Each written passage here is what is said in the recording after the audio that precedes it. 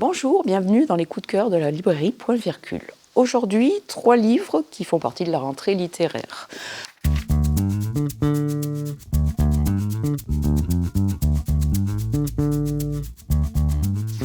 Nous commençons avec Consolée de Beata Oumou-Bieyi-Mérès aux éditions Autrement. Dans ce livre, on se demande qui est Madame Astrida, une dame âgée, seule et atteinte de la maladie d'Alzheimer, mais qui s'exprime dans une langue totalement incompréhensible. Vous allez découvrir qui est Madame Astrida grâce à l'enquête de Ramata, intriguée par cette vieille dame vivant seule dans un EHPAD de Gironde. Petit à petit, l'histoire de Madame Astrida se révèle au grand jour et vous êtes alors confronté à la grande histoire, celle de la colonisation et de ses conséquences, de l'immigration et du déracinement. C'est une belle écriture, touchante, attendrissante pour découvrir en fait les dégâts du colonialisme. Je vais vous présenter le livre de Valentine Gobi, L'île haute, aux éditions Actes Sud.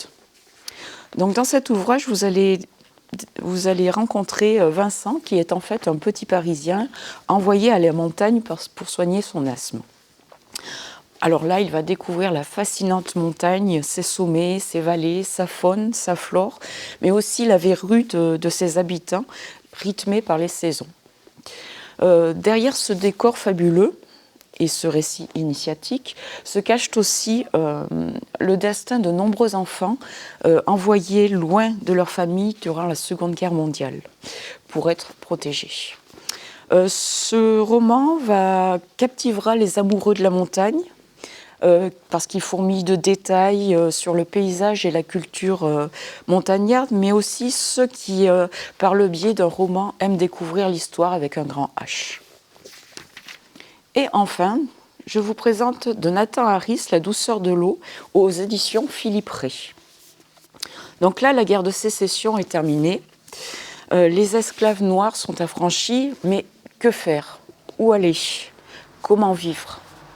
Donc certaines mains vont se tendre pour aider ces hommes déboussolés, pour les aider. Mais le racisme et la haine des anciens propriétaires s'opposent à cette solidarité et donnent lieu à des luttes intestines. C'est une histoire qui raconte de façon romanesque et fascinante le destin d'hommes souhaitant vivre libres, mais désemparés face à ce nouveau statut, mais aussi le difficile changement des traditions bien ancrées et des comportements.